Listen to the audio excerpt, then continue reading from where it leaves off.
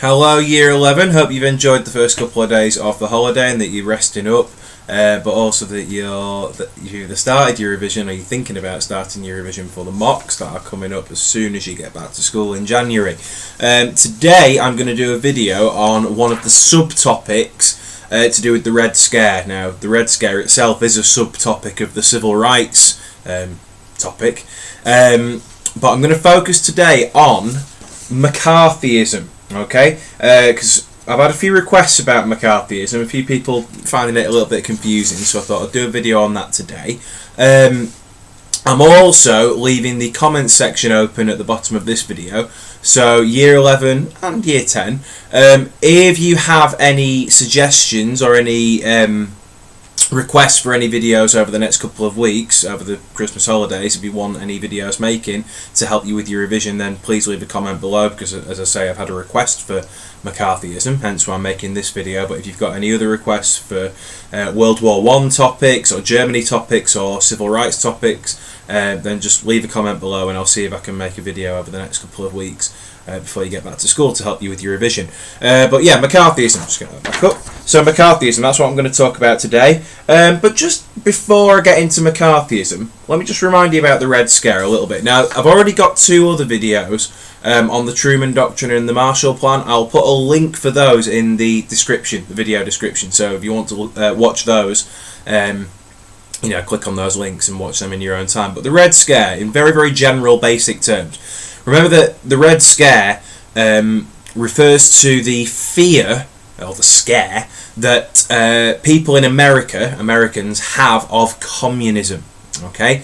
At this time, the Red Scare goes on pretty much until the end of the Cold War in the 90s, but it's really, really strong and fierce in the 40s and 50s. Okay, and obviously McCarthyism is 1950 to 1954. The Red Scare's really, really big in the early part of the Cold War, from 1945 through to the early 60s, and then it kind of cools down a little bit.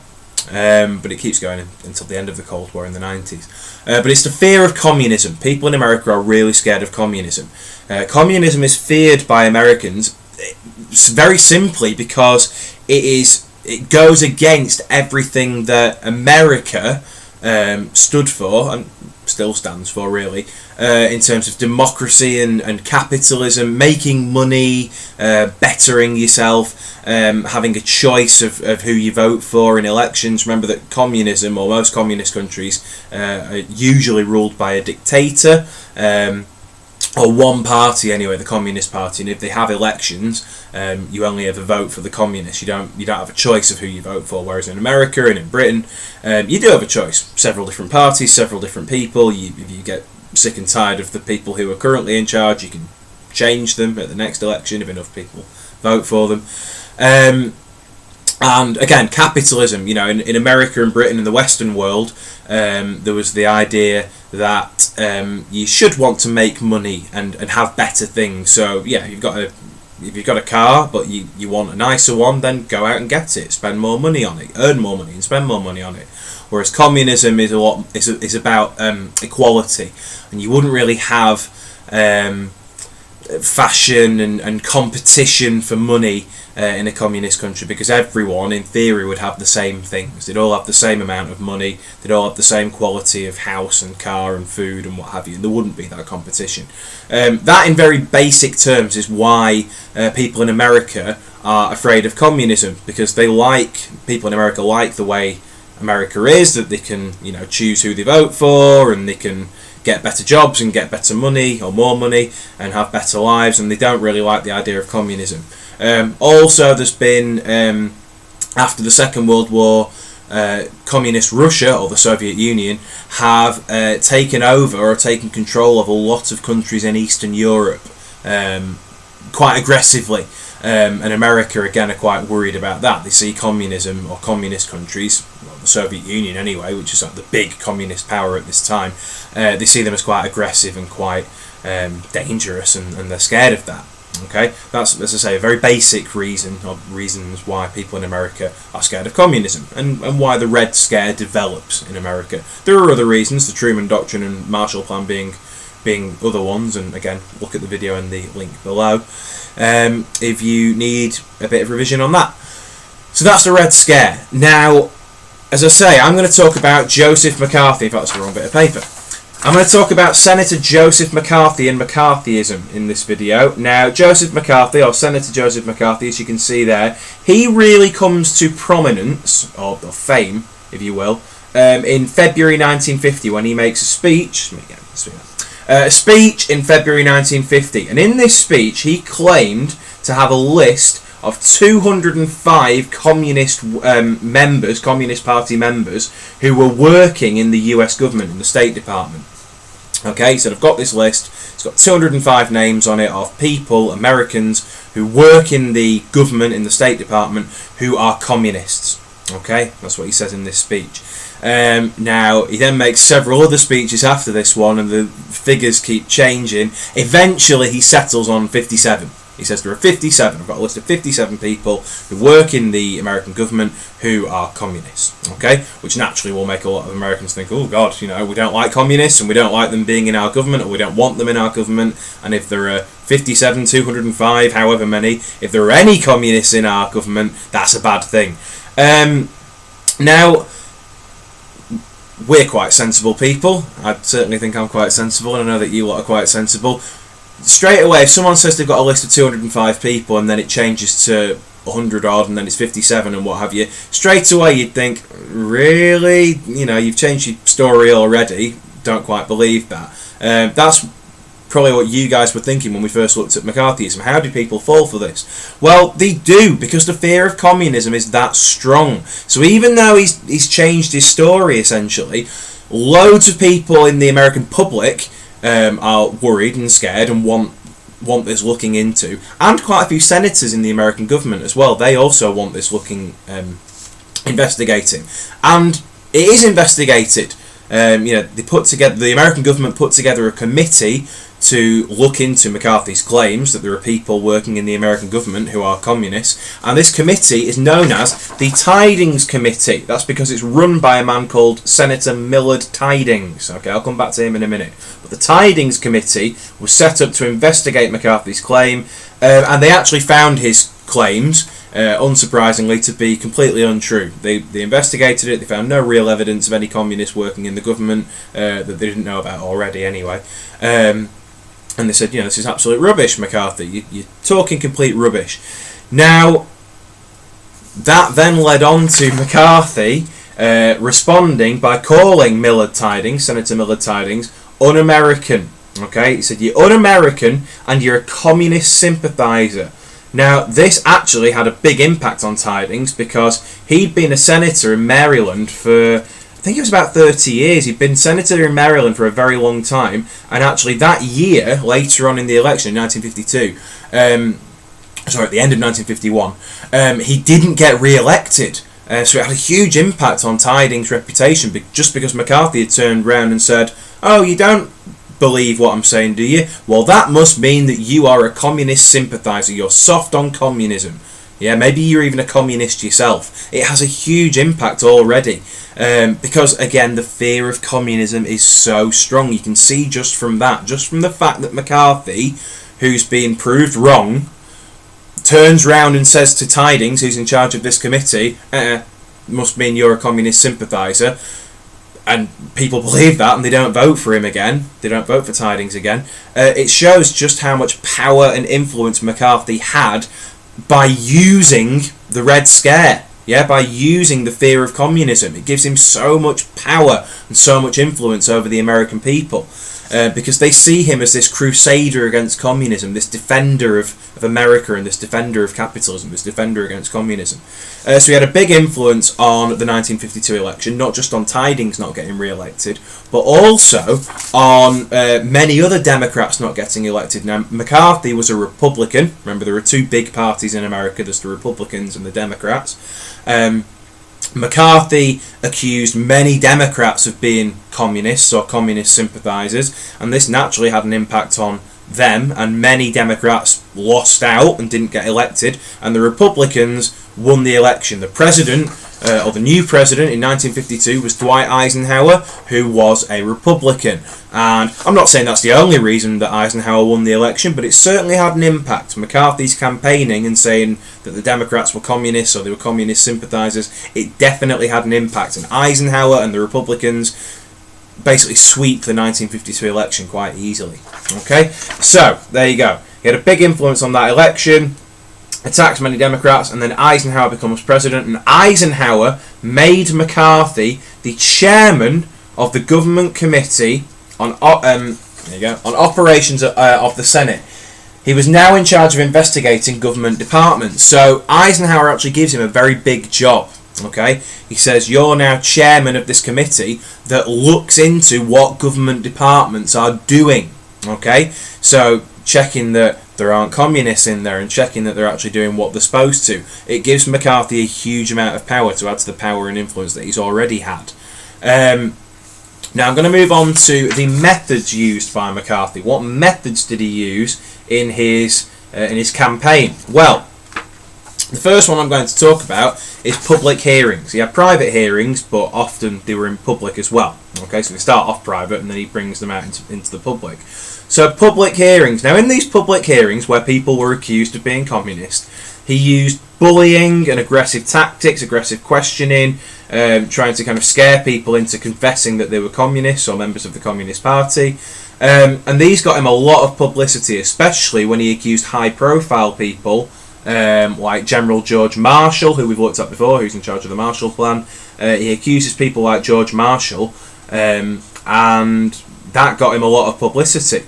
Now, linked to the public hearings, was his use of evidence. Now, some of the evidence that he used was legitimate evidence that he'd actually got from the FBI. But much of the evidence he used was fabricated. He'd made it up. Okay, now he's obviously got a track record for that. We've seen the big list that he's come out with. Again, a lot of the evidence he used was fabricated. So the tactics he's using are not legitimate. They're corrupt tactics. He's doing this. He's doing wrong things, bad things here, illegal things.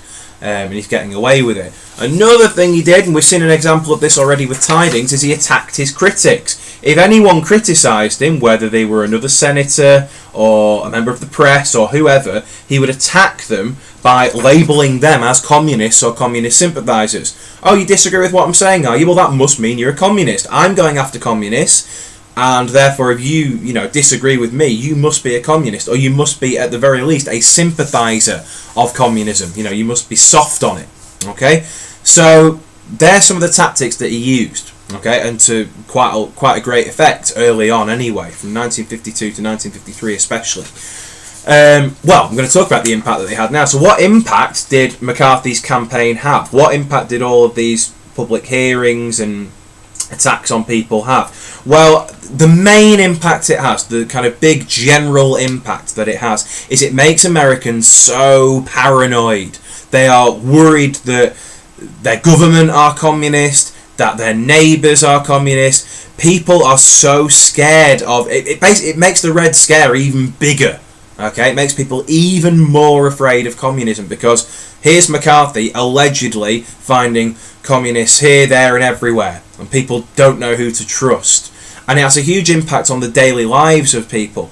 Workers didn't join trade unions because trade unions were seen as quite a almost a communist type organisation, where obviously workers join together and help each other. That's seen as quite a communist idea. So many workers don't join trade unions, and trade union membership decreases, which obviously has an effect on workers, because they're not really looking out for each other anymore. That's what trade unions are about. It's about helping each other and defending each other and making sure that you get the right pay and you get treated properly and the right kind of working conditions. With people not joining trade unions, it has an effect on how they work and how they are at work.